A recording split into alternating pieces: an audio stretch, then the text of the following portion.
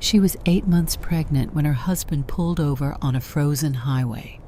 Christmas Eve, 18 degrees below zero. A blizzard so Get out, fierce Claire. you This could is where you not get see off. your own hand in Please, front of your Marcus, don't do face. this. Not in the He storm. looked her in the eyes, and he told her to get out. Claire, Not because the car broke happened? down, Are you all right? not because of an emergency, because his mistress was also pregnant, and he had already emptied their bank account, already sold their house, already planned every detail of her disappearance. He drove away and left her to die. What Marcus Holloway never calculated was this: his wife would survive. She would walk 40 minutes through a killing blizzard with his daughter inside her. She would collapse on a stranger's doorstep. And that stranger, a billionaire widower who had shut himself away from the world after his own devastating loss, would open his door and change everything. But surviving the blizzard was only the beginning, because when a man like Marcus Holloway loses control, he does not walk away quietly. He sends lawyers. He manufactures evidence. He threatens the one thing Claire loves more than her own life. And when his family decides that silence is not enough, they send something worse than lawyers. Stay with me until the very end. Because the moment Claire stops running and starts fighting back, that is when this story becomes something you will never forget. Lesson statement. This is a story about what happens when a woman loses everything and discovers that everything she truly needed, she was already carrying inside her. If this story moved you, if it reminded you of your own strength or someone you love, hit that like button right now. Drop a comment below and tell me what moment hit you the hardest. Your words help this channel reach the women who need to hear stories like this most. Share this with someone who needs to know that surviving the worst night of your life is not the end of your story. It is the beginning of the real one. And if you are new here, subscribe and turn on notifications. Every week we bring you stories of real courage, real heartbreak, and the kind of strength that only reveals itself when everything else is stripped away. You belong in this community. Stay with us. Christmas Eve, Vermont, 18 degrees below zero. A woman stood alone on a frozen highway with nothing but the clothes on her back and a baby kicking inside her, like it already knew something was wrong. No phone, no wallet, no coat worth the name. 8 months pregnant in a maternity dress and ballet flats, because she had dressed to impress a family that never liked her anyway.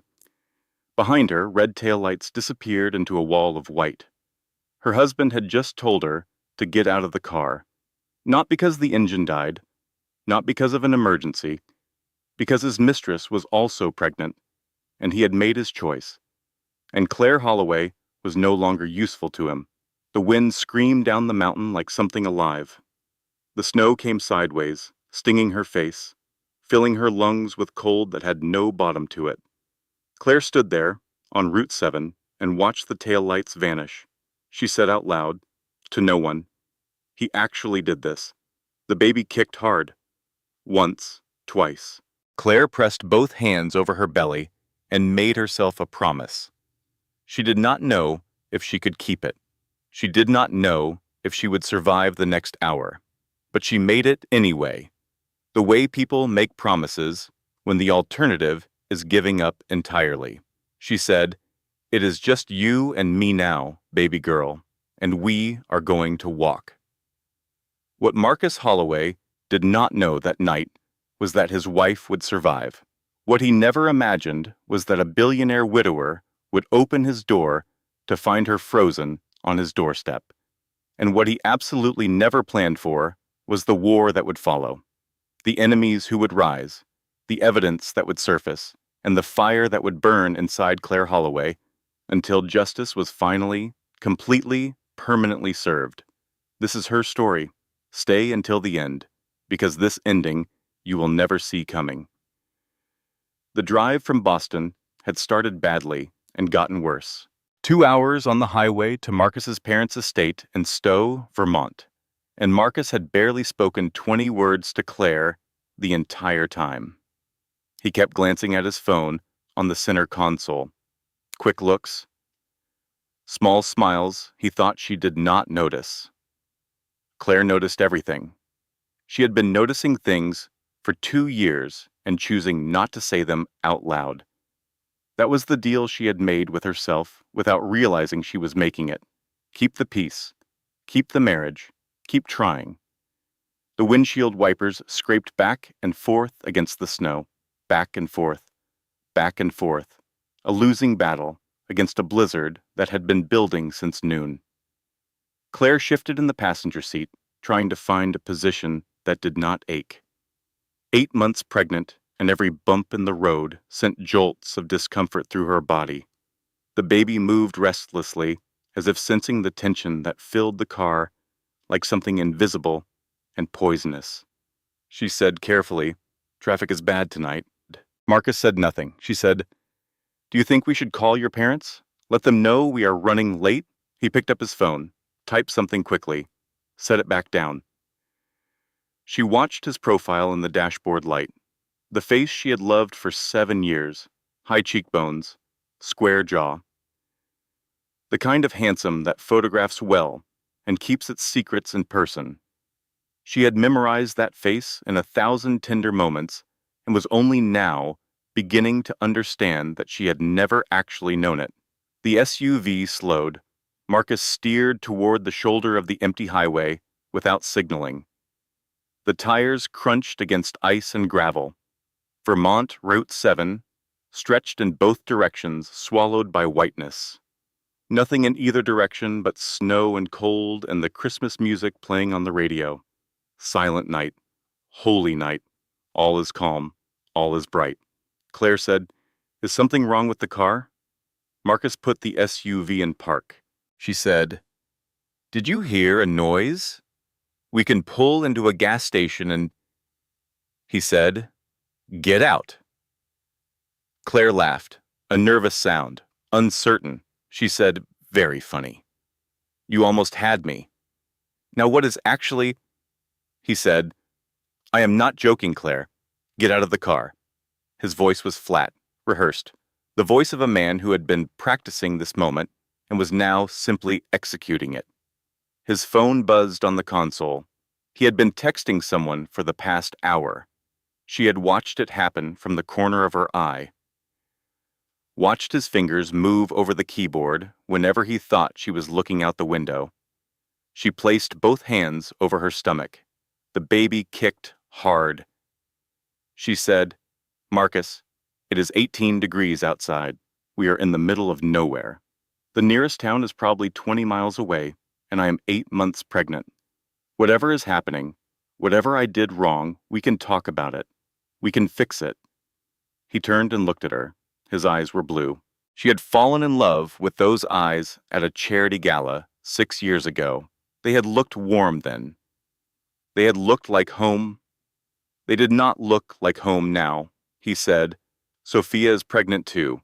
She is due in March, a few weeks after you, and I have made my choice." The words hit Claire the way cold water hits skin in winter. Shock first, then the delayed arrival of understanding. She said, "Sophia, your assistant."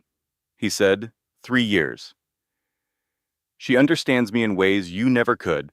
She supports my ambitions instead of holding me back. And now she is carrying my child, the child I actually want. 3 years." The number dropped into Claire's mind like a stone into deep water. 3 years of lies. 3 years of a double life. 3 years of sleeping beside a stranger who was dreaming of someone else. She said, "But I am carrying your child too, our daughter." All those fertility treatments, all those appointments, all that heartbreak and trying and hoping, and now, finally, he said, "That was a mistake. An accident that never should have happened.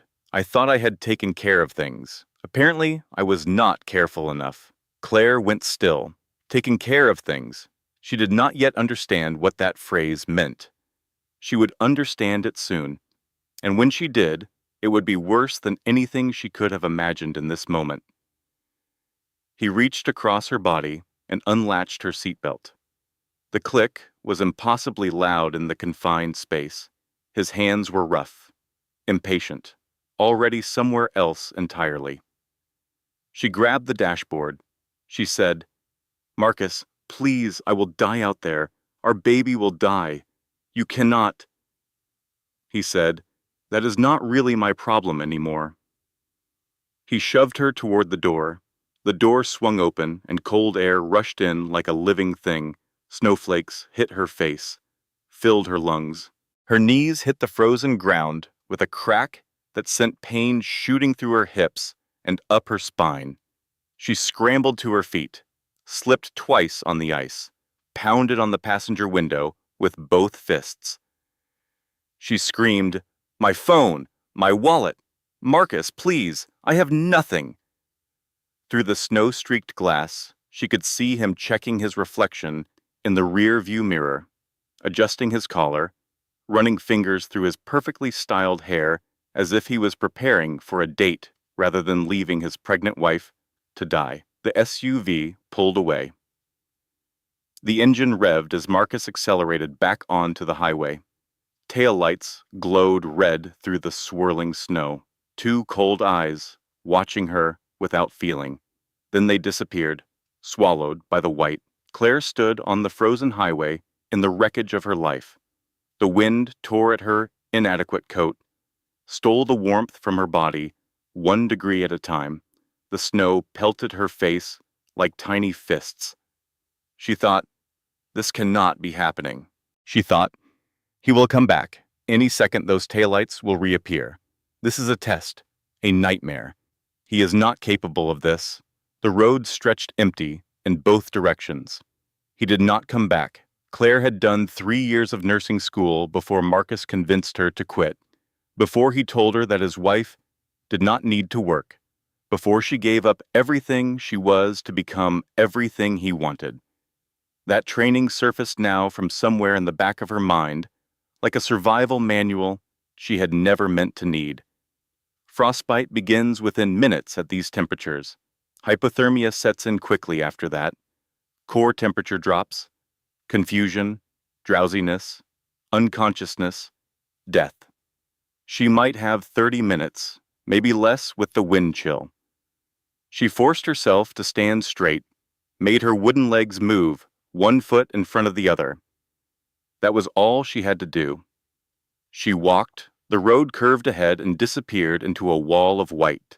She had no idea which direction led to civilization. No idea how far she might have to walk. The snow was already past her ankles. Her ballet flats soaked through in the first 30 seconds. She could not feel her toes. She walked anyway. For her daughter's sake, she walked. She had been walking for what felt like an hour, but was probably closer to 40 minutes when she saw it. A flicker through the trees, a warm glow cutting through the relentless white. Lights. Actual lights. A building. Claire pushed forward with renewed desperation. Her legs burned. Her lungs screamed with every frozen breath. Black spots danced at the edges of her vision. The trees opened up, and she saw it clearly for the first time. A massive stone estate on a gentle hill. 3 stories of gray stone and dark timber. Windows glowing golden against the storm. A long driveway lined with snow-covered hedges. A wreath on the front door. Icicle lights hanging from the eaves. It looked like something from a Christmas card, or a hallucination, or the kind of vision that came right before you froze to death. Please be real, she thought. Please, please, please be real. The driveway seemed endless, each step harder than the last. The strange warmth spreading through her limbs was not warmth at all. She knew that. She knew exactly what it was. She reached the front door. Massive oak, iron fixtures, a brass knocker shaped like a lion's head. She reached for it. Her fingers would not cooperate, would not close around the cold metal. Claire collapsed on the doorstep. The cold stone pressed against her cheek. Snow dusted her eyelashes, her lips, her hair. She thought, I tried. I fought. I walked through a blizzard with my daughter inside me. She thought, I am sorry, baby girl. Mommy tried. Her eyes drifted closed. The last thing she heard before the darkness came was the creak of the door opening above her, and a man's voice, rough with shock, and something that sounded almost like hope, cutting through the howling wind. He said, My God, Margaret. Call Dr. Marsh. Now. Strong arms lifted her from the cold stone. Real warmth surrounded her. A heartbeat that was not her own pulsed against her cheek. Then there was nothing but darkness. Warmth was the first thing Claire felt when awareness returned. Not the false warmth of hypothermia. Real warmth. The kind that seeped into frozen bones and reminded them what it meant to be alive. The kind that came from roaring fires and thick blankets and the presence of other human beings who had chosen to care whether you lived or died. Someone was rubbing her hands between theirs, large hands, strong but careful. A man's voice said, That is it. Come back to us. Just keep fighting. Claire forced her eyes open. The world swam into focus slowly, dark wooden beams crossing a high ceiling, a chandelier dripping with crystals, firelight dancing on walls covered in silk wallpaper, the smell of wood smoke and old books, and something warm brewing in another room. The man leaned into her field of vision. Mid-40s, salt and pepper hair swept back from a high forehead, dark eyes set deep beneath heavy brows, a face that might have been handsome once, before grief had carved lines around his mouth and shadows under his eyes, handsome still, in a weathered way, like a house that had survived too many storms. He said, You are safe. That is what matters. My name is James Whitfield. You collapsed on my doorstep about 25 minutes ago. Claire tried to sit up. The room spun violently. She fell back against the cushions. He said, Easy, you nearly died out there. Hypothermia was setting in. Another few minutes and your core temperature would have dropped below recovery. His voice was calm, but his eyes told a different story. He had been afraid for her. This complete stranger had actually been afraid she might die on his doorstep. She said, The baby. He said, Strong heartbeat. My housekeeper, Margaret, used to work as a nurse.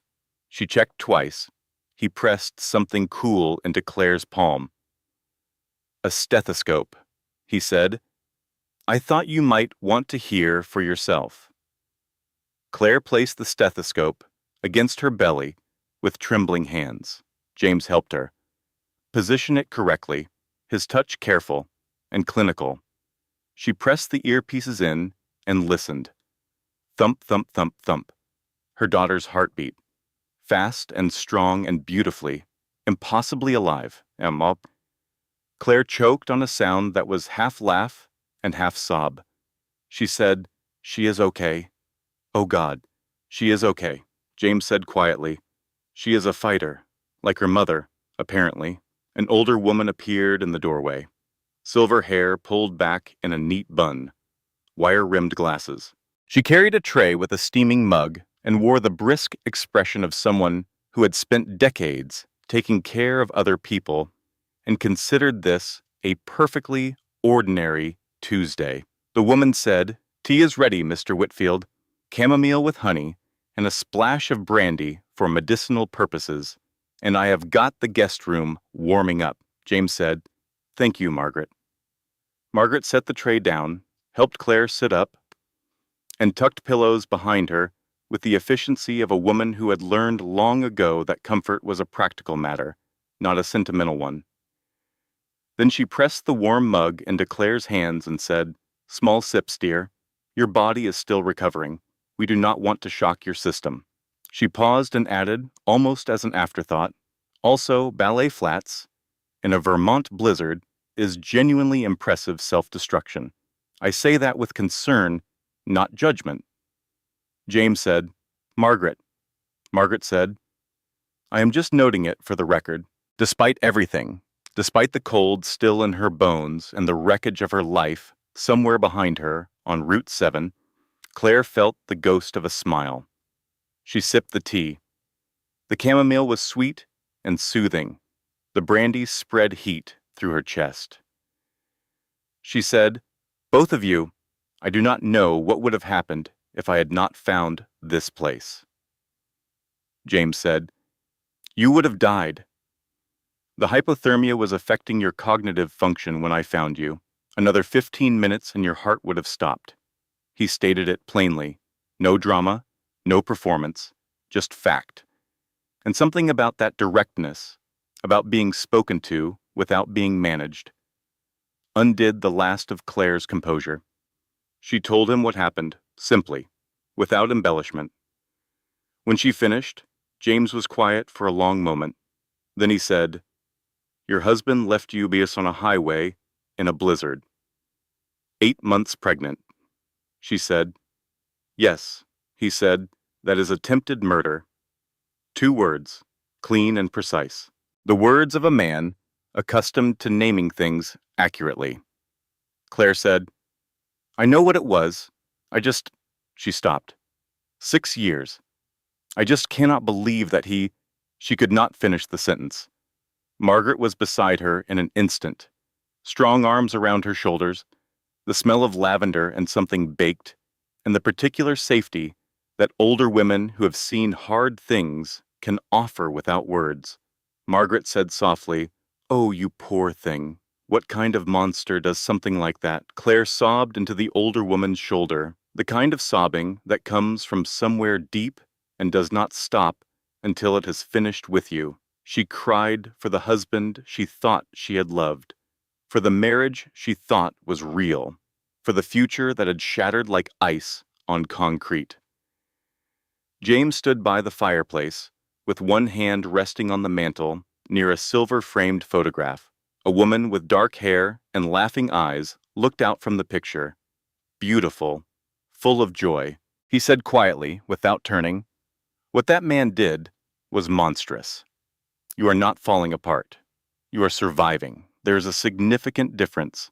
Claire lifted her head, wiped her eyes, looked at this stranger who had saved her life and was now offering her something she had not experienced in a very long time: understanding without judgment, compassion without pity. She said, "Why are you being so kind to me?" James was quiet for a moment. His gaze moved from the photograph to the window, where snow still fell in endless white sheets. He said, "Because my wife would have expected nothing less. Eleanor collected people who needed help. She would have carried you inside herself if she were still here. She would have fought for you. Would have. Past tense." Claire looked at the photograph, at the sadness that lived in this beautiful house, like something that had moved in and forgotten to leave. She said, "I am sorry for your loss." He nodded once. The acknowledgement of a man who had heard those words too many times and still had no idea what to do with them. He said, "Margaret, please prepare the blue guest room. Our guest will be staying until the storm passes." He checked his phone, frowned. He said, "Which according to the forecast will be at least 48 hours. Claire said, "I cannot impose on you for that long." "There must be," he said. "The roads are completely impassable. Even if we wanted to move you, which I do not recommend in your condition, there is nowhere to go. Please stay. Rest. Let Margaret fuss over you, which she will do regardless of what either of us says. And let Dr. Marsh examine you properly when she arrives." He met her eyes then, dark and steady and filled with something she could not entirely name. He said, You can repay me by surviving. That is all I ask. Survive for yourself and for your daughter. Prove that man wrong about everything." He turned and left the room. Margaret guided Claire up the grand staircase. Family portraits lined the walls. Men in military uniforms, women in elegant gowns, children with dogs and horses, the confident faces of people who had belonged somewhere for a very long time. Margaret said quietly, "Do not mind Mr. Whitfield. He does not mean to seem cold. He is just broken. Has been since Mrs. Eleanor passed 3 years ago. Cancer." She fought hard, but in the end, she shook her head. She said, "This house used to be so full of life. Parties every weekend. Eleanor's laughter in every room. Now it is a mausoleum with central heating." She opened a door painted a soft shade of blue. The guest room was quietly beautiful. Delicate wallpaper with white flowers climbing toward the ceiling. A 4-poster bed piled high with quilts. A window seat overlooking gardens buried under 3 feet of snow. Margaret said, "Try to rest, dear. Dr. Marsh will be here as soon as the roads allow. And in the morning, things will look better. They always do." That is what Eleanor used to say. No matter how dark the night, morning always comes. She left. The door clicked shut softly behind her. Claire stood alone in the beautiful room, surrounded by luxury she had not earned and kindness she had not expected. 8 months pregnant, no phone, no money, no home to return to, abandoned on Christmas Eve by a man who had looked her in the eye and chosen to leave her to die. She walked to the window, pressed her hand against the cold glass. Outside, the snow fell in endless curtains of white. She said out loud, quietly, to the empty room, "He actually did this. He looked at me and drove away. And he did not care at all." The baby kicked, strong and sudden and almost defiant. Claire placed both hands on her belly, took a breath that rattled in her chest. She said, "Okay, baby girl, it is just us now. But we are alive, we are safe. And somehow, I do not know how yet, we are going to survive this. I promise you we will." The baby kicked again, harder, as if in complete agreement. Dr. Eleanor Marsh arrived at 7:15 in the morning on a snowmobile, having driven 2 miles through what she described upon entering as conditions best characterized as biblical. She was in her mid-50s, short gray hair cut with no patience for fuss, a face built for efficiency rather than charm. She carried a leather medical bag that had seen decades of service and set it on the nightstand with a decisive thump. She said, "I am Dr. Marsh. I drove a snowmobile through the apocalypse to get here. I hope you appreciate the effort." Claire said, "More than you know." Dr. Marsh said, "Good. Now let us check on this baby." The examination was thorough. Blood pressure measured twice. Temperature taken with the same care. The baby's heartbeat located and held for what felt like an eternity, while Dr. Marsh listened with an expression that gave nothing away. Then she sat back and delivered the news plainly. She said, "The heartbeat is irregular, not dangerously so at this point, but concerning given the extreme stress you both experienced. Cold exposure at your stage can trigger premature labor. Your body has been through significant trauma." Claire said, "How significant?" Dr. Marsh said, "There is a reasonable chance you could go into labor in the next 48 to 72 hours. If that happens, and there are complications, you would need an emergency cesarean. And I cannot do that here safely. I have basic capabilities for most scenarios, but a surgical delivery requires equipment I do not have in a mountain estate during a blizzard." Claire said, "When will the roads be passable?" Dr. Marsh said, 48 hours minimum after the storm breaks, which has not happened yet." She squeezed Claire's hand. She said, I have been delivering babies for 30 years, including in far worse conditions than this. I will do everything in my power to keep you and this baby safe. But I am telling you the reality because you deserve to know it. The best thing you can do right now is stay calm, rest, eat, and keep your body recovering. She stood up and moved toward the door. Then she paused. She said, James told me what happened to you. I have practiced medicine in rural Vermont for 3 decades. I have seen every kind of human cruelty you can imagine. But what that man did to you on that highway. She shook her head. She said, You walked through a blizzard that should have killed you. That is not weakness. That is something remarkable. She left. Claire lay in the beautiful bed and breathed. In and out. In and out. Then she heard James's voice from the hallway. The landline still works. You are welcome to call anyone you need. Diane Foster had been trying to reach Claire for 43 hours. She had called every hospital in Vermont. She had called the police 3 times. She had driven to Claire and Marcus's house in Boston and banged on the door until the neighbors threatened to call the police on her. She picked up the landline on the second ring. She said, Oh my God, Claire. Oh my God. Where are you? What happened? Where is Marcus? Claire said, I am safe. I am at a house in the mountains. Someone found me. Diane said, Someone found you after what? What happened? A pause. Diane said, Marcus has been on the news. He is saying you had some kind of breakdown, that he dropped you at a hotel and you wandered off. Is any of that true? Claire said, He is lying. He pulled over on Route 7 in the middle of the blizzard and told me to get out. Said his girlfriend was pregnant. Said he was choosing her instead. Silence on the line. Then Diane said, I am going to need you to repeat that because I believe I just had a small stroke. Claire said, I know. Diane said, I am going to kill him. I am going to find that man, and I am going to. She stopped. She took a breath. She said, Okay. Okay. I have been doing some digging since you disappeared. Called in some favors. Accessed some records I probably should not have been able to access. Are you sitting down? Claire said, Tell me. Diane said, Marcus emptied your joint account 2 days ago, December 22nd. Every single penny.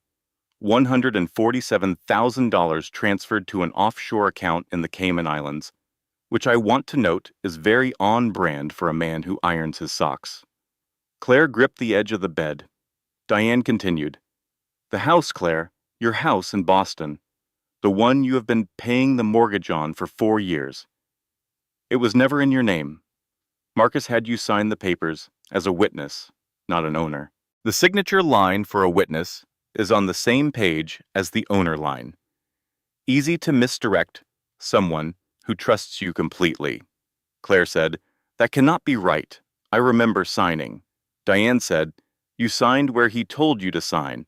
The house went on the market Christmas Eve, the same day he left you out on that highway. He had already listed it before he even got in the car with you.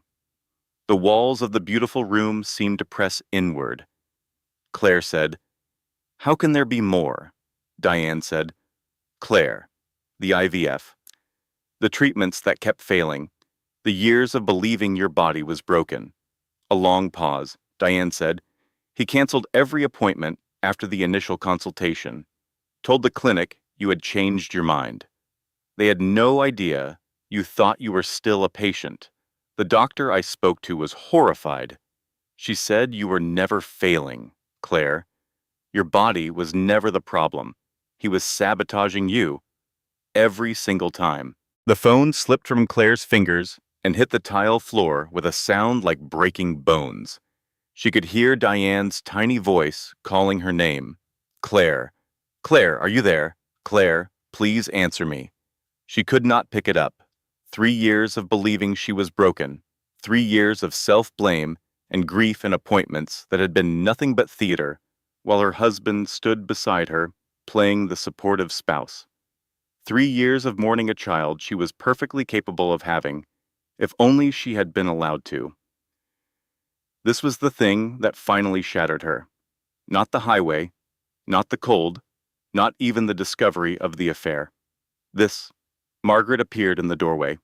She crossed the room quickly and guided Claire into a chair, pressing a glass of water into her hands without a word. Margaret said, "Breathe, dear. Whatever you just heard, you need to breathe. Think about that baby. Think about staying calm for her." Claire breathed. In and out. Each breath felt like inhaling something sharp. He had not simply left her in the snow. He had spent years systematically dismantling her. The money, the house, the fertility treatments, the friends she had slowly lost during a marriage to a man who needed her, isolated and dependent, and unable to leave. She had believed every lie, trusted every false word, loved a man who had never seen her as anything more than a prop in a life he was building for himself. Margaret picked up the phone, spoke quietly to Diane, wrote down numbers, made promises in low, efficient tones. Then she sat down beside Claire in the beautiful guest room and said nothing at all, just held her hand while the snow finally stopped outside. And something inside Claire Holloway broke open completely. She let it, because sometimes the only way through is directly through. And because in that quiet moment, held by a stranger who had chosen to care, Claire understood something important. She was not broken. She had been systematically broken into. There was a difference. And that difference, small as it seemed in this moment of complete devastation, was the thing she would carry forward into everything that came next. The contractions started that evening. At first, Claire thought it was nothing. False labor, the baby stretching. She had felt similar sensations before, brief tightenings that came and went. But these did not go away. They came closer together, stronger, more insistent, like something that had made a decision and was not interested in discussion. Dr. Marsh appeared within minutes of Margaret's call. She said, "How far apart?" Claire said, 7 minutes, maybe 6. Dr. Marsh checked the baby's heartbeat, said, elevated but strong, "We need to try to slow things down." She said, "I want to be honest with you. Sometimes the body decides it is time, regardless of whether we are ready. Every hour we keep this baby inside gives her a better chance." They moved Claire to the master bedroom, the largest room, the easiest to work in if things became complicated. Margaret had transformed it with clean linens and everything Dr. Marsh might need laid out in careful order. James helped carry supplies. His face was pale, but his hands were steady, the calm of a man who had faced crisis before and learned to function through fear. He said, "What can I do?" Dr. Marsh said, "Stay close. I might need you." Diane had arrived by now, having driven up from Boston the moment a crack appeared in the storm. She sat in the hallway, outside the door, and did not pretend she was not listening. The hours stretched and contracted. Contractions came in waves, sometimes stopping for an hour, giving Claire's exhausted body a respite, sometimes rolling in every 5 minutes, relentless and demanding.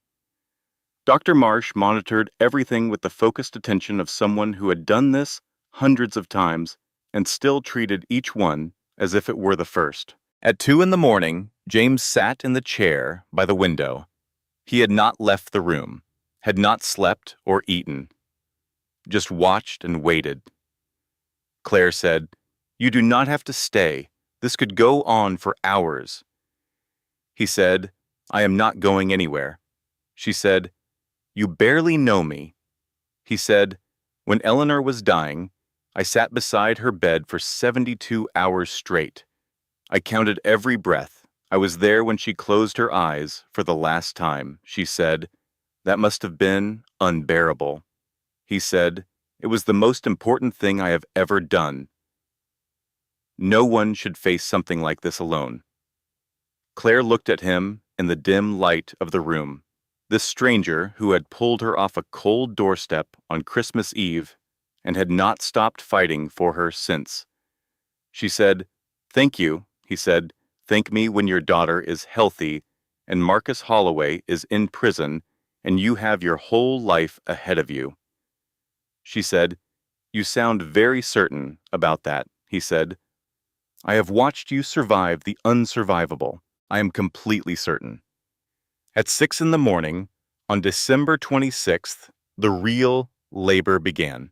No more false starts. No more pauses. This baby was coming.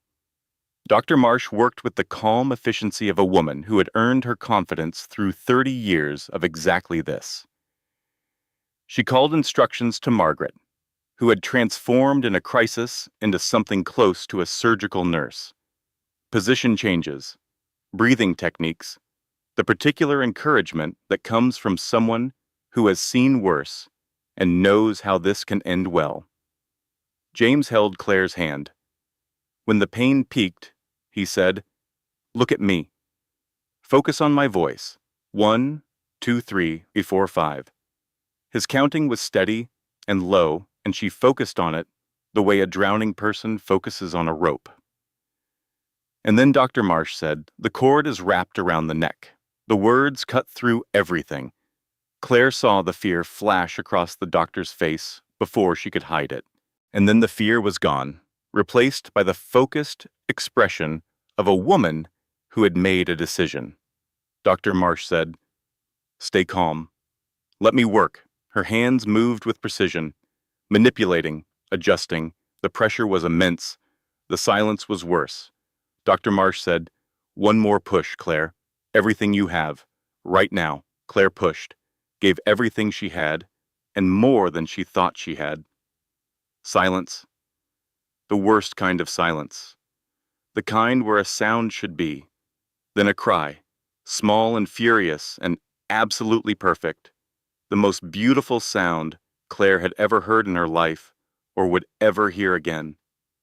Dr. Marsh said, and her voice cracked for the first time, "It is a girl, a perfect, healthy, angry girl." They placed the baby on Claire's chest, impossibly tiny, still wet from birth, dark hair plastered to a wrinkled forehead, fists waving in outrage at the indignity of existing. Claire looked down at her daughter and said, "Hello. Hello, Grace Eleanor. I am your mommy, and I am never, ever going to let anyone hurt you." The baby opened her eyes for just a moment. Dark blue, the way all newborns' eyes are, but with something in them, something fierce and determined and completely undefeated. James made a sound that was somewhere between a laugh and a sob. He said, "She is absolutely beautiful." Claire said, "Grace Eleanor Holloway." Grace, because only Grace brought us here. Eleanor, for the woman whose home saved us both. Dr. Marsh, who had maintained her composure through a cord delivery in a mountainous state during a blizzard without a surgical suite, turned away quickly and spent a very focused moment reorganizing instruments that did not need reorganizing. Margaret, who had not pretended for a single second to be composed, stood in the doorway with tears streaming openly down her face and said, "A Christmas miracle, a day late but still a miracle." Dr. Marsh turned back and said, 5 pounds, 2 ounces, small but healthy, lungs clear, heartbeat strong. Considering what you both went through, this is nothing short of extraordinary." She met Claire's eyes.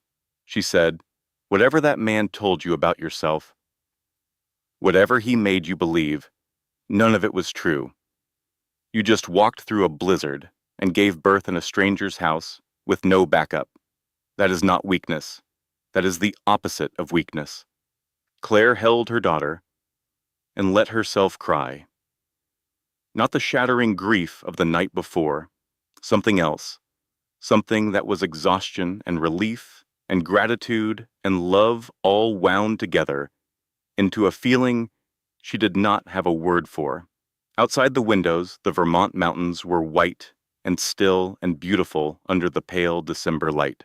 Grace Eleanor Holloway slept against her mother's chest, and for one perfect moment, the world was quiet. 2 days after Grace's birth, the roads cleared. State police arrived first. 2 troopers in a cruiser that crawled up the still, icy driveway with careful determination. Sergeant Robert Walsh and Officer Jennifer Davis. They had been working Claire's missing person case since Diane filed the report and had spent 48 hours building evidence before they could get to her. The statement took 3 hours. Claire told everything: the drive, Marcus's texts, the exact moment he told her to pull over, his words, the cold, the walk, the doorstep. She told them about the financial betrayal, the emptied accounts, the house sold out from under her, the 3 years of sabotaged fertility treatments. When she finished, Sergeant Walsh looked like a man who had seen a great deal in 23 years on the job and was still capable of being genuinely appalled. He said, "This is premeditated attempted murder. He arranged his finances before he got in that car with you.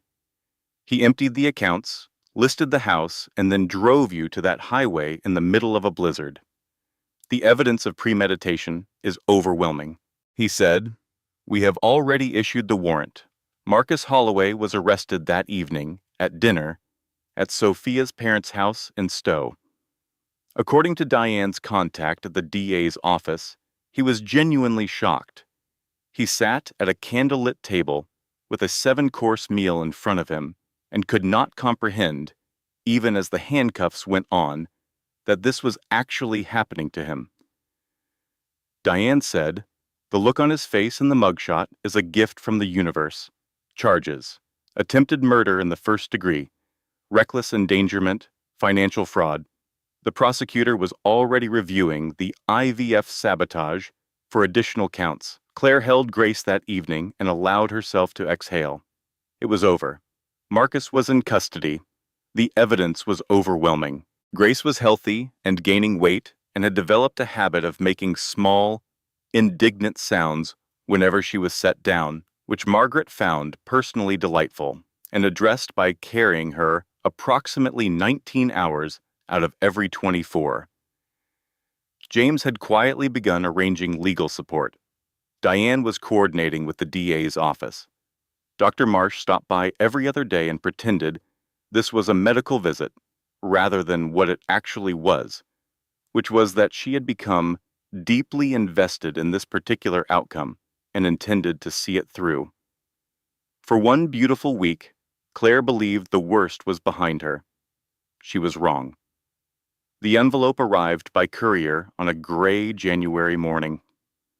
Margaret brought it to Claire with an expression that communicated everything before a single word was spoken. Her face had the controlled fury of a woman who had seen injustice before and recognized it immediately. The return address read, "Whitmore and Associates, Boston, Massachusetts." Claire knew the name. Everyone in Boston knew the name.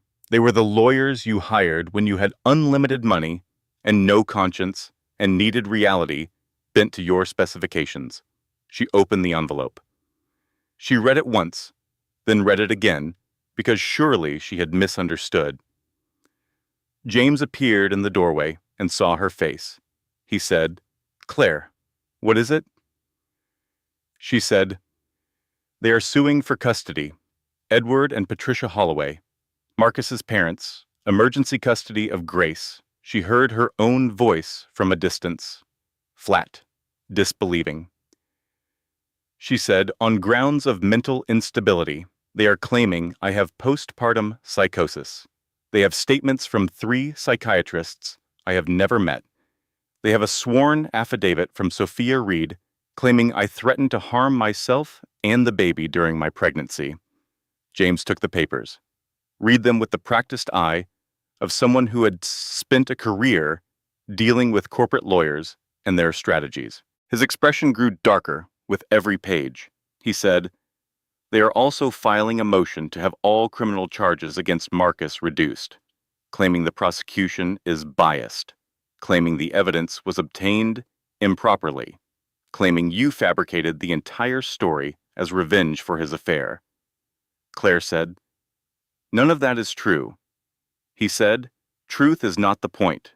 The point is what they can make a judge believe, and with enough money and enough manufactured evidence, they can make a judge believe almost anything." He set the papers down. He said, "There is more.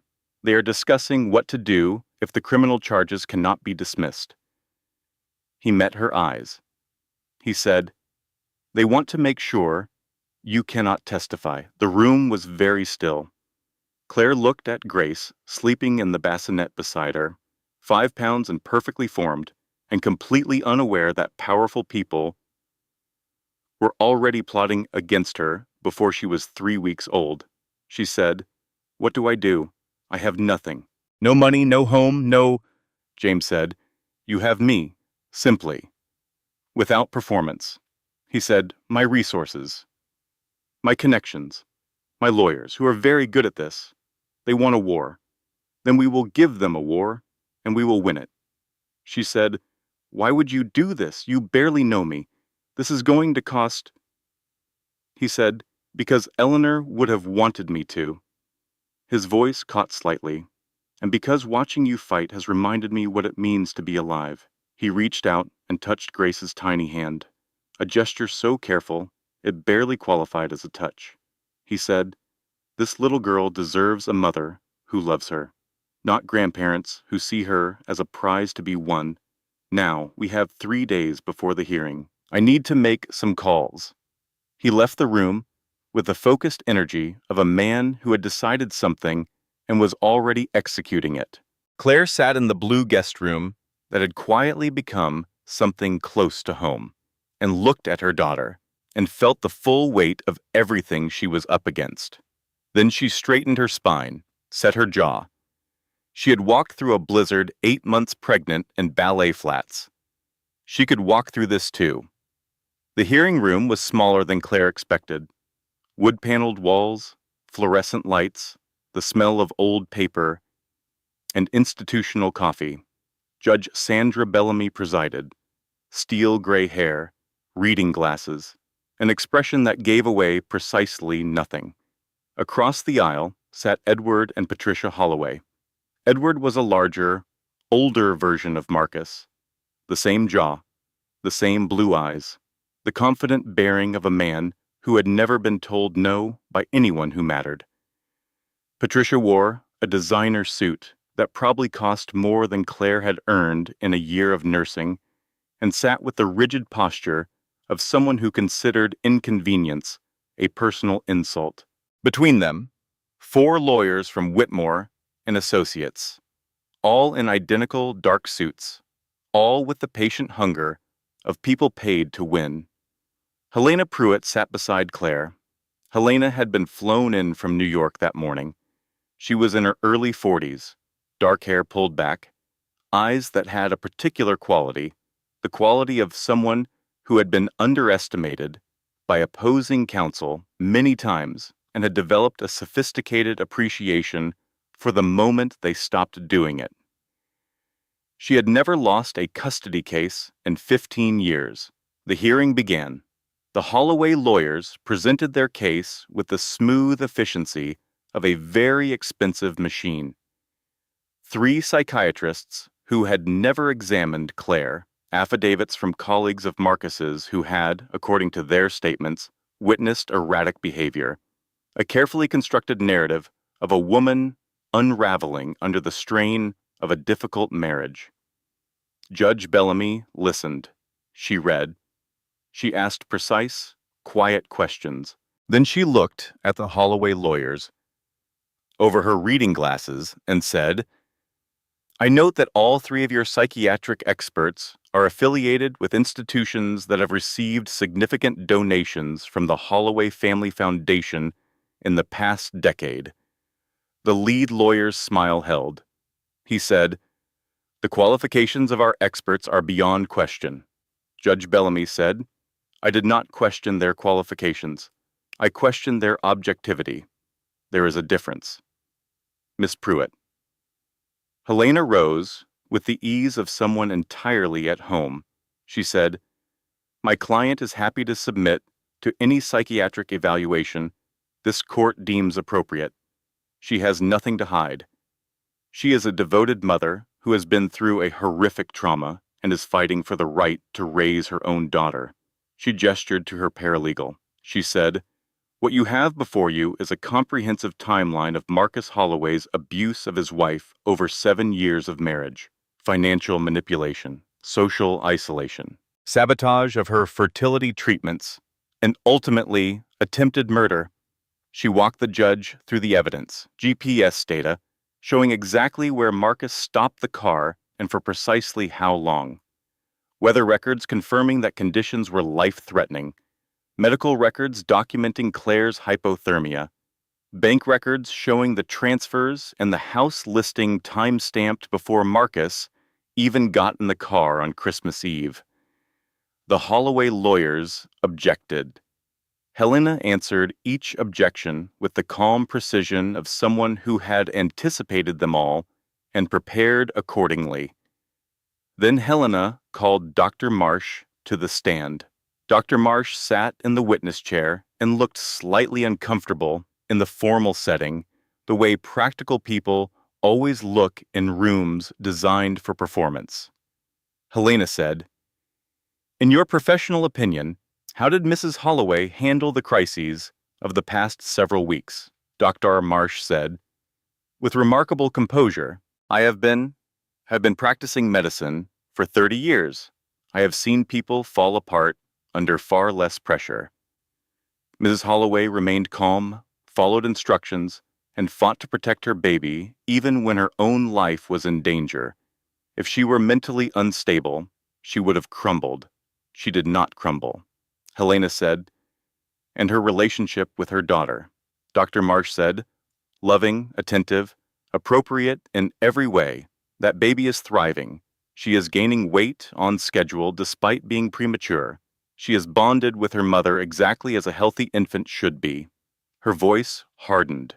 She said, "Taking that child away from her mother at this stage would cause genuine psychological harm.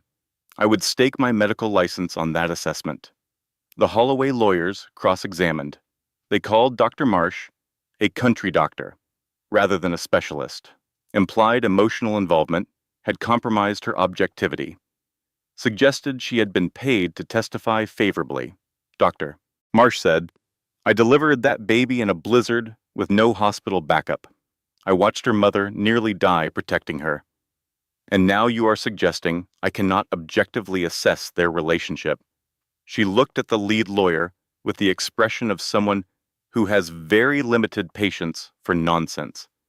She said, "With respect, I have seen more in 30 years of rural medicine than your entire firm has seen in its climate-controlled offices." The lawyers wisely ended their cross-examination. Then they called Sophia Reed. Sophia took the stand in a pale blue dress, her pregnancy visible now at 6 months, her face arranged in an expression of reluctant, sympathetic concern. She testified about an alleged incident in which Claire had threatened to harm herself, gave specific details, dates, words she claimed to have heard. Helena waited until she was done. Then Helena said, "You said this occurred approximately a year ago." Sophia said, "Yes, around then." Helena said, "So roughly December of last year." Sophia said, "Yes." Helena picked up a document. She said, "I have phone records showing that Marcus Holloway's phone was not used to contact you at any point in December of last year. The first call between your numbers that month was December 28th, 3 days after Christmas." Sophia went the color of old paper. She said, "I might be confused about the exact date." Helena said, "You might also be confused about the fact that Mrs. Holloway was not pregnant a year ago. She conceived in late April. The pregnancy you claim," she threatened, "did not exist yet." Sophia said, "The timeline might be..." Helena said, "Ms. Reed, are you aware that you just committed perjury?" The Holloway lawyers erupted.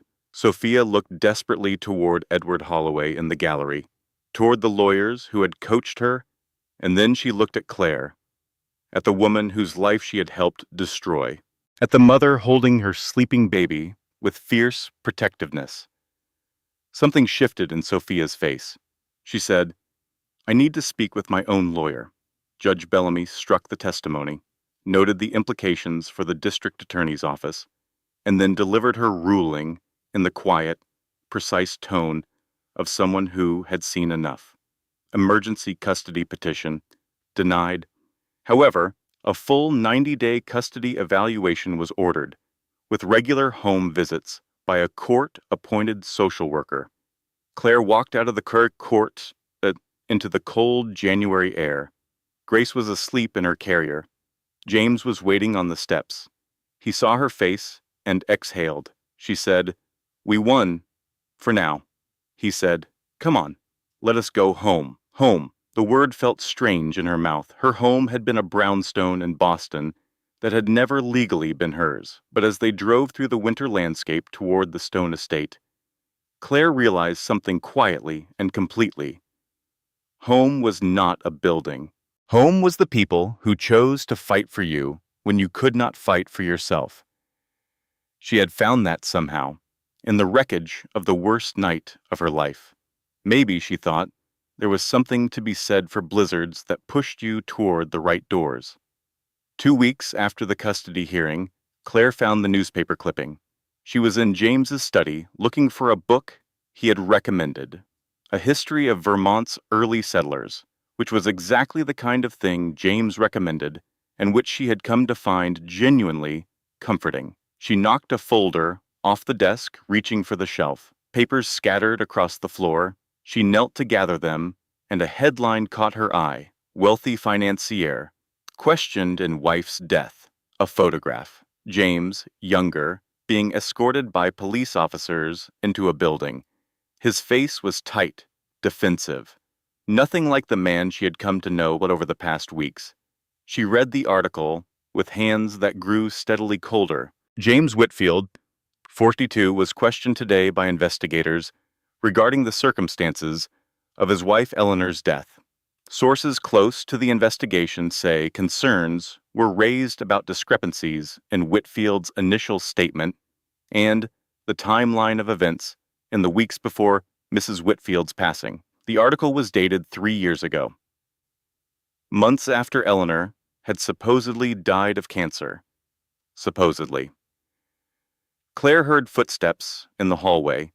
She put the papers back quickly, but her mind was running every scenario simultaneously, and none of them were comfortable.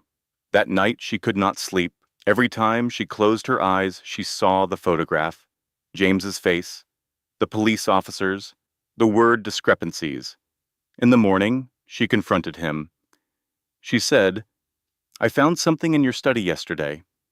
An article from 3 years ago about you being questioned by police after Eleanor's death." James went very still. She said, "You told me she died of cancer. You never mentioned an investigation." He sat down, slowly, the way people sit when their legs are not entirely reliable. He said, "Eleanor did die of cancer. That part was true, but the way it happened at the end." He stopped. Gathered himself. He said, "She was in so much pain in the final weeks. The cancer had spread everywhere. The doctor said a matter of weeks, but every day was worse than the day before. She begged me to help her end it." He said, "I could not do what she asked. But I thought about it.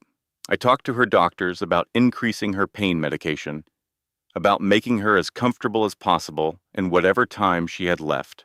A nurse overheard part of that conversation and reported it to the authorities.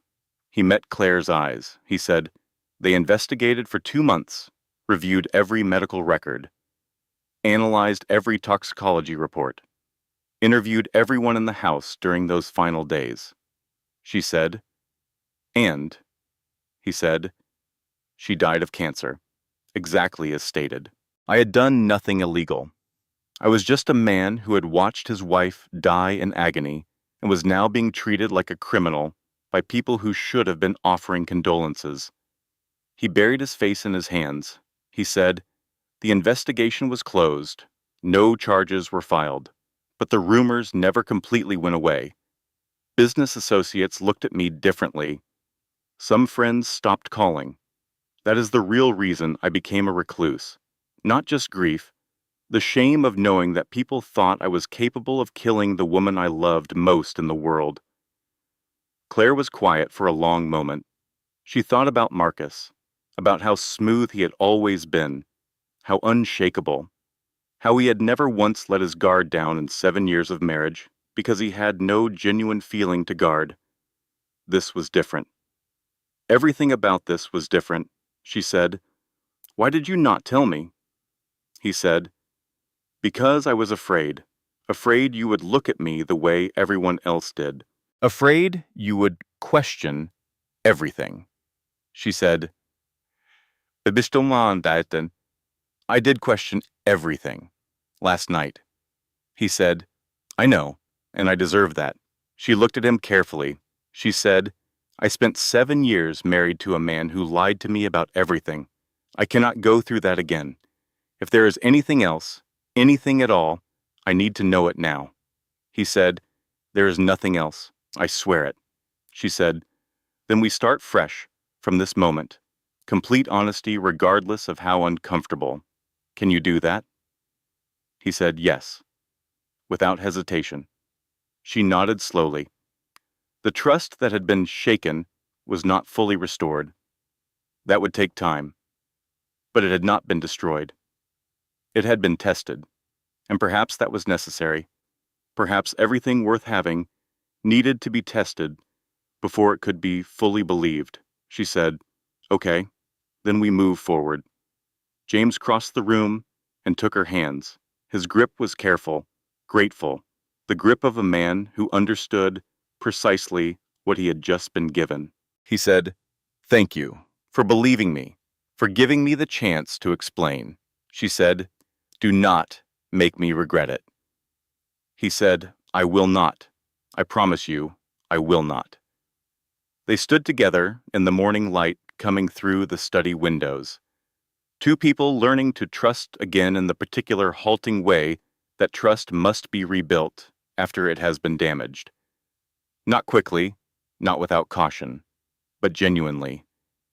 And sometimes genuine was the only thing that mattered.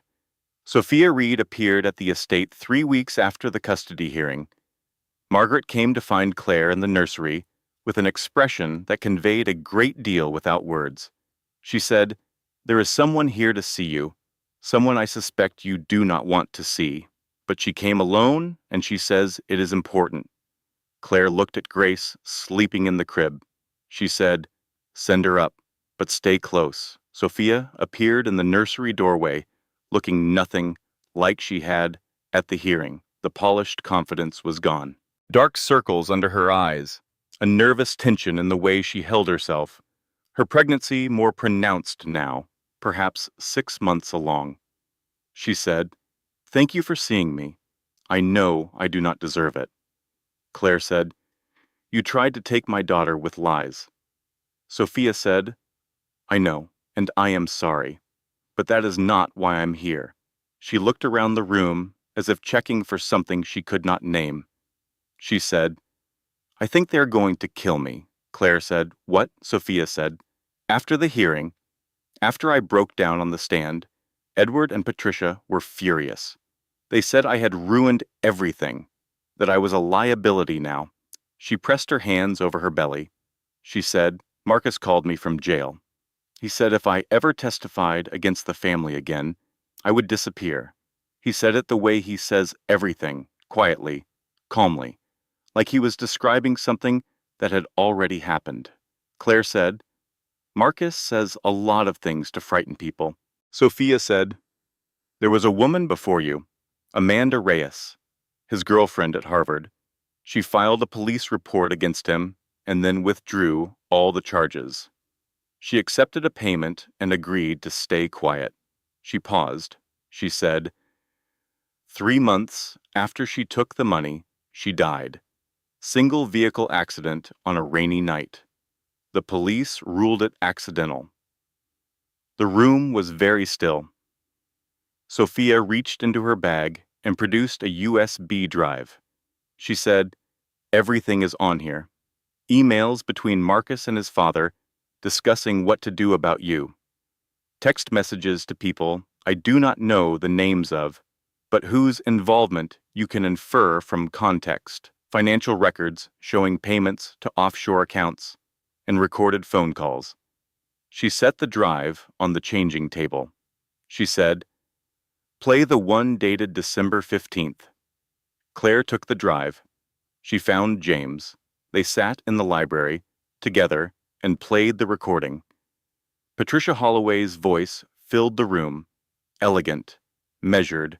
The voice of a woman accustomed to being listened to. She said, "We could arrange something quiet, something that could not be traced back to us. A car accident, a break-in. There are people who specialize in these things," Marcus said, "and the baby." Patricia said, "The baby stays with us. Obviously. That child is a Holloway regardless of what its mother was. Was.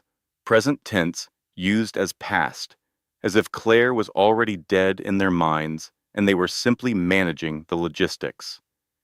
James set down the drive very carefully. His face was the particular controlled expression of a man managing a significant amount of fury. He said, "This is conspiracy to commit murder. They are discussing killing you like it is a quarterly business decision." Claire said, "We need to be strategic. If we go to the police and someone tips them off, they destroy the evidence and deny everything." He said, "Copies, multiple locations. And if anything happens to you, it goes public automatically." She said, "If anything happens to me."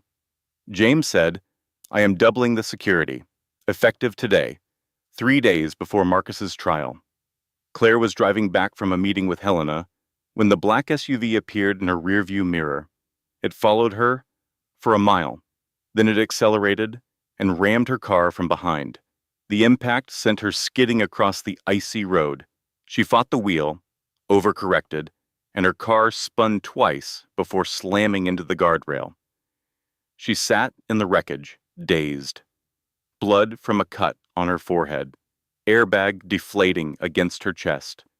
The SUV pulled alongside her. A man's face appeared at the window, hard-featured, professional. The face of someone paid to be present without feeling anything about it. He said, "Mrs. Holloway, I think it is time we had a conversation." He had a gun. He said, "We know about the recordings. We just need to know where they are stored. Tell us where you have hidden them and disable whatever safeguards you have set up. And this ends quietly." Claire said, "If anything happens to me, that evidence goes public automatically. I have made certain of it." The man said, "We assumed you had set up something like that, which is why we are not going to kill you. Just a long, detailed conversation." He said, "Your daughter, for instance. Such a beautiful baby. It would be tragic if something happened to her." Something inside Claire went completely still, and then it went somewhere else. Somewhere past fear, somewhere she had never quite been before, but recognized immediately when she arrived. She said, "You touch my daughter, and I will burn everything the Holloway family has ever built to the ground. I will salt the earth so nothing ever grows there again." The man's eyes flickered. She said, "I have already died once on a frozen highway and walked out of it. I gave birth in a stranger's house with no hospital. I faced your employers in a courtroom and won. A gun does not scare me. The only thing that scares me is not finishing what I started." She held his gaze without moving. He lowered the gun. He said, "This is not over." She said, "No, but when it is finished, you and everyone who sent you will be in prison. Count on it." The SUV pulled away into the dark. Claire sat in her wrecked car and shook for exactly 4 minutes. Then she called James. She said, "They came for me. I am okay, but we end this tonight." That night, Claire and James released everything. Every recording, every email, every document, every financial record, to every major network simultaneously. Rachel had contacts at 3 of them. Helena had contacts at 2 more. Within the hour, every major news outlet in the country was running the story. By midnight, the hashtag Justice for Claire was trending globally. By morning, protesters stood outside Holloway Holdings headquarters in Boston. By noon, every major business partner had suspended their relationship with the family. The company's stock dropped 42% in a single trading session. Patricia Holloway was taken into custody for questioning. Her lawyers spent 40 minutes attempting to prevent it. They failed. Marcus, in holding, was placed on suicide watch. Diane texted Claire at 11:47 p.m. CNN just called him a man of almost theatrical villainy. I am framing this. I am having it embroidered on a pillow and displayed in my home. Claire sat in James's library and watched the world learn the truth. The recordings played on every screen. Experts analyzed, commentators discussed, and through it all, her own face appeared. Pre-recorded, telling her story in her own words. Simply, directly, without embellishment. The night on the highway, the walk through the snow, the doorstep, Grace's birth, the custody hearing, the threats, the man with the gun, all of it. And America listened. Gray February morning, snow threatening on the horizon. Claire took the witness stand at 10:15 in the morning. Simple dark dress, minimal makeup. Grace was at home with Margaret and a security team James had hired without discussion. Helena led her through the events of Christmas Eve, the drive, the stop on the highway, Marcus's words, the cold, the walk. Claire told it without embellishment. Let the facts carry the weight. Let the jury see the truth in her steady voice and her steady hands resting on the rail in front of her. Helena said, "And what happened when you reached the Whitfield estate?" Claire said, "I collapsed on the doorstep. James Whitfield found me and brought me inside. Dr. Marsh came as soon as the roads allowed. They saved my life." Helena said, "And your daughter?" Claire said, "Grace was born 2 days later, premature but healthy." Dr. Marsh called it a miracle. Defense counsel objected. Characterizing the birth as a miracle was, Judge Patricia Ford said, overruled. Given the circumstances, I think miracle is a reasonable description. Proceed. Helena continued. She said, "Mrs. Holloway, in the months since your rescue, have you been the target of threats or intimidation?" Claire said, "Yes, the Holloway family filed a false custody petition using manufactured evidence and paid expert witnesses. When that failed, they sent a man to run me off the road and threaten me at gunpoint. He told me they would harm my daughter if I did not give them the recordings that exposed their crimes." Defense counsel was on his feet. He said, "This is unsubstantiated and inflammatory." Helena held up a folder. She said, "We have police reports, witness statements, and surveillance footage from a gas station near the crash site, showing the vehicle that attacked Mrs. Holloway. The driver has been identified as a known associate of the Holloway family's private security firm." Defense counsel sat down. His face had the particular color of someone recalibrating in real time. Helena said, "Mrs. Holloway, why did you release those recordings publicly rather than simply providing them to law enforcement?" Claire turned to face the jury. She said, "Because I was afraid. The Holloway family has money everywhere and influence everywhere. I had already watched them manufacture evidence and pay for false testimony. I had heard recordings of them discussing my murder like it was a budget line item.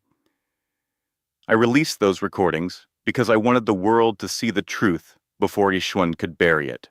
I wanted millions of witnesses, people who could not be bought or intimidated or silenced." She looked at each face in the jury box. She said, "And I wanted Marcus Holloway and his family to understand something, that I am not afraid of them anymore, that the truth is more powerful than all their money combined, that a woman they left to die on a frozen highway in a blizzard is standing in this courtroom, and she is not going anywhere." The courtroom was silent. Helena said, "No further questions." Defense counsel rose for cross-examination with the expression of a man contractually obligated to try. He said, "Mrs. Holloway, is it not true that you had a troubled relationship with your husband?" She said, "My relationship was troubled because he was abusing me. He isolated me from friends and family. He controlled our finances. He sabotaged my fertility treatments for 3 years, while I believed I was the reason we could not conceive. And when I was no longer useful to him, he drove me to a frozen highway and told me to walk." Defense counsel said, "That is your characterization of," Claire said, "that is what the evidence shows. GPS data, phone records, bank transfers, recorded conversations, in which his mother discusses arranging my death like she is booking a restaurant. You can present whatever narrative you choose, but the facts do not change. Marcus Holloway tried to murder me, and he would have succeeded if I had not found James Whitfield's doorstep." Defense counsel tried several more approaches. Each one landed and did not bounce. Finally, he said, "No further questions." Claire stepped down from the witness stand, walked past Marcus without looking at him, past his parents, sitting rigid and pale in the gallery, past the cameras and the watching world. She walked out of the courtroom with her head up. She did not look back. The jury deliberated for less than 3 hours. Claire was in the waiting room with James and Diane when her phone rang. Diane picked it up, listened, and then her face did something complicated and final and complete. She said, "Guilty. All counts." Claire closed her eyes. Attempted murder, first degree, reckless endangerment, financial fraud, conspiracy to commit murder, all of it. Every charge. Diane said, "He is never getting out, Claire. The prosecutor is pushing for 30 to life. Given the premeditation and the ongoing conspiracy, he will die in prison." Claire opened her eyes. She said, "What about his parents?" Diane said, "Separate trials scheduled. Edward is looking at RICO charges and conspiracy. Patricia is facing conspiracy to commit murder based on the recordings. The whole family is going down, every single one of them." Claire looked at James. He was watching her with an expression she had learned to read over the past 2 months, steady, present, entirely, unconditionally there. She said, "It is over." He said, "It is really over." She said, "I do not know how to..." He said, "Do not know how to what?" She said, "Feel this. I have been fighting for so long that I do not know what it feels like to stop." He said quietly, "You stop, and then you stay stopped, and then eventually it starts to feel like something else." She said, "What does it feel like?" He said, "I am told it feels like peace. I've been working toward it myself. Ask me again in a few months." Despite everything, despite the weight of the past 2 months and the years before them, Claire laughed. It felt like something breaking loose, something that had been held tight for a very long time, finally allowed to move. 1 year to the day. The estate's gardens had never looked more beautiful. Spring flowers and planned explosions of color along the stone walls. Tables set with white linen on the emerald lawn. String lights hung from the ancient oak trees, waiting for evening. The mountains in the distance, still snow-capped, but softening at the edges, the way everything softened when the season finally turned. Claire stood at the edge of the celebration and looked at what she had built from nothing. Diane was deep in conversation with Helena about a foundation they were establishing together. Resources for women in situations like Claire's, legal support, and emergency funding, and the particular kind of help that arrives without conditions attached. Dr. Marsh sat in the most comfortable chair on the lawn, telling a story to a circle of listeners about a delivery she had done in the back of a pickup truck in 1994, and the healthy 29-year-old that child had grown into. Thomas, James's son, home from his second year of college, was chasing Grace across the lawn with the absolute commitment of a young man who had adopted a baby as a personal project and taken his responsibilities seriously. Thomas had texted his father 3 weeks into Claire's residency. "Dad, I like her. Do not be weird about this." James had not replied. Thomas had texted again. "I know you saw this. You always see texts. Do not be weird." Grace toddled toward Claire with the determined, lurching gait of a 14-month-old who had decided walking was her domain, and falling was simply data collection. Dark hair, her mother's eyes, a stubbornness that was, as James had noted on multiple occasions, entirely genetic. Grace said, "Mama, cake." Claire said, "Soon, baby. We have to wait for everyone." Grace said, "Cake now." Claire said, "You are absolutely my daughter." James appeared beside them with 2 glasses of champagne and the particular expression he wore when he was happy and still slightly surprised to be so.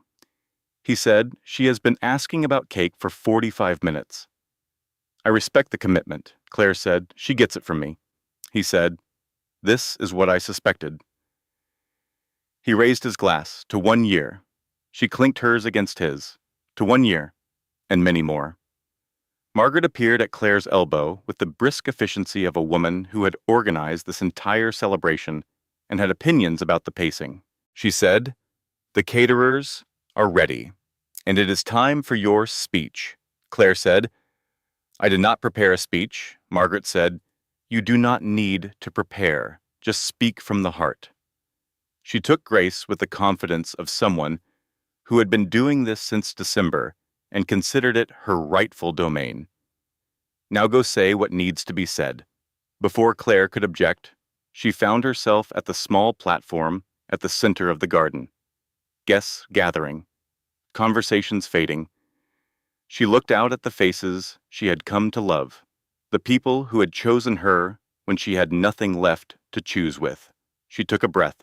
She said, "1 year ago tonight, I was dying." The garden went completely quiet. She said, "I was lying on a doorstep in a blizzard, my body giving up. My baby in danger, abandoned by the person who was supposed to love me most. I had lost everything. My home, my money, my faith in people, and very nearly my life." She paused. She said, and then a door opened. She looked at James. He was standing at the edge of the crowd. His eyes were bright. She said, "A stranger carried me inside. A family I had never met poured everything they had into saving my life. And when my daughter was born 2 days later, she entered a world already full of people who had chosen to care about her." Her voice strengthened. She said, "I have learned a great deal this year. I have learned that family is a choice, not a blood type. I have learned that survival is not about strength. It is about stubbornness. And I have learned that the darkest moments of our lives can become foundations for something extraordinary if we are willing to let them." She looked at Dr. Marsh, who was watching with the expression of someone professionally opposed to sentiment and currently losing that battle. She looked at Diane, who was not even pretending. She looked at Margaret, who had Grace on her hip and was quietly, steadily crying, while simultaneously making faces at the baby to keep her entertained. She said, "I have also learned that love does not come with guarantees. It comes with risk and fear and the constant possibility of pain. But it also comes with moments like this one. Surrounded by people who chose us, holding futures we never expected, living lives that seemed impossible 12 months ago." She raised her glass. She said, "So here is to doorsteps, to strangers who become family, to children who teach us what matters, and to every person who has ever stood on a frozen road in the dark and decided to walk toward the light anyway. You are not alone. You never were. And the door at the end of that walk is worth everything it takes to reach it." The toast echoed across the garden, glasses raised, voices overlapping. Claire stepped down from the platform and walked directly to James. He wrapped his arms around her. He said against her hair, "That was beautiful." She said, "It was true, every word of it." He pulled back to look at her. He said, "I have something for you. I was going to wait until later, but Margaret told me that if I waited any longer, she would do it herself, and that seemed wrong." He reached into his pocket and produced a small velvet box. Claire's breath caught. He said, "Before you say anything, this is not what you might think. Not exactly." He opened the box, a thin gold band, a small emerald between two diamonds, simple and old and clearly beloved. He said, "This was Eleanor's grandmother's ring. Eleanor wore it every day of our marriage. After she died, I kept it in a drawer because I could not look at it without." He stopped, began again. He said, "I am not asking you to marry me. I know you are not ready for that, and I understand it, and I respect it completely. But I am asking you to wear this, to carry a piece of Eleanor with you, to be part of this family's history wherever that history takes us." Claire looked at the ring, at this small circle of gold that held a whole other love inside it, a love that had ended, a love that this man had carried through grief and isolation and the long, quiet work of learning to exist again after loss. She said, "Are you certain?" He said, "Thomas picked it." He said, "Eleanor would have wanted you to have it." He also said, and I am quoting directly, that if I missed this moment, he would disown me and adopt you instead, and that seemed like a reasonable threat to take seriously. Claire laughed, the kind of laugh that comes from somewhere deep and real and does not apologize for itself. She said, "Then yes, I will wear it." James slid the ring onto her finger. It fit perfectly, as if it had been waiting. She said, "I love you, James Whitfield. I love you and your son and your housekeeper and your country doctor and the fact that you opened a door in a blizzard at midnight for a woman you had never met. I love this house. I love this life. I love who I am when I am inside it." He said, "I love you too, in ways I did not think I would ever love again. And I am grateful for you every single day." He kissed her forehead, her cheek, her lips. When they finally separated, both of them were the kind of happy that does not require performance. From across the garden, Thomas's voice. "Finally. I have been waiting for this for months. This has been a genuine ordeal. Diane." "He is not wrong, Dr. Marsh. I am choosing not to have a medical opinion about any of this." Margaret, from very nearby, with Grace on her hip. "I knew from the second day. I said nothing because I have patience. But I knew," James said quietly, for Claire only. "Eleanor would have approved of you. I am completely certain." Claire said, "You keep saying that." He said, "Because I keep believing it more." She looked at him.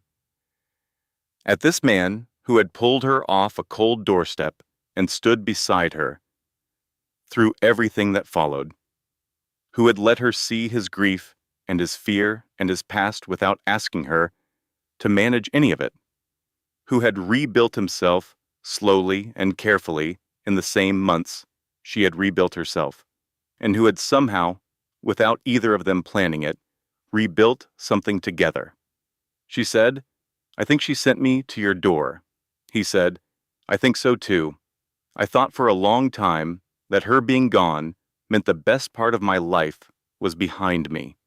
Then a woman showed up on my doorstep on Christmas Eve and proved me completely wrong. He touched her face. He said, I am so grateful you walked through that blizzard. She said, I am so grateful you opened the door. Grace toddled toward them across the grass, Thomas loping behind her with the good-natured exasperation of a young man who had been outmaneuvered by a 1-year-old. The spring sun was setting over the Vermont mountains in long bands of orange and gold. The gardens were fully awake now, daffodils along the stone walls, apple blossoms starting in the old orchard, the world returning to itself after the long cold. Claire picked up her daughter and held her against her chest. Grace grabbed a fistful of Claire's hair with the enthusiastic grip of someone who had not yet learned that this was considered impolite, and pressed her face against her mother's cheek. Mama, she said. Claire pressed her lips to the top of her daughter's head. She said, I know, baby girl, I know. It was not a fairy tale. Fairy tales were for people who had never had to survive anything real. Fairy tales skipped the blizzards and the courtrooms and the man with a gun and the 3 a.m. nights when everything still felt too fragile to fully believe in. This was not a fairy tale. This was better. This was a life built from the wreckage of another life, built carefully, built honestly, built by people who had chosen each other in the cold and kept choosing each other as the world warmed back up. James put his arm around her shoulders. Thomas joined them, slinging his arm around his father's, completing the circle. Margaret appeared with an expression of profound satisfaction, and the emergency scones she had quietly produced sometime in the last half hour. Diane said, There are scones, at a garden party in spring. Margaret, I need you in my life permanently. Margaret said, I am aware of my value. Thank you. Dr. Marsh said, I will take the 2. For medicinal purposes. The string lights came on as the sun finished setting, amber and gold against the darkening sky. The mountains held the last light for a long moment before releasing it. Claire stood in the middle of all of it and let herself feel exactly what she felt. Not managing it, not reducing it for anyone's comfort, just feeling it fully and completely. She thought, I walked out of the worst night of my life, and somehow it led me here, she thought. Grace Eleanor, named for Grace and for a woman she never met, and for the extraordinary, ordinary miracle of surviving. She thought home, not a building, not an address, not something that could be sold out from under her, or taken away or falsely signed in someone else's name. These people, this choice and this choosing and this quiet, persistent practice of showing up for each other, even when showing up was hard. This was home. This was everything.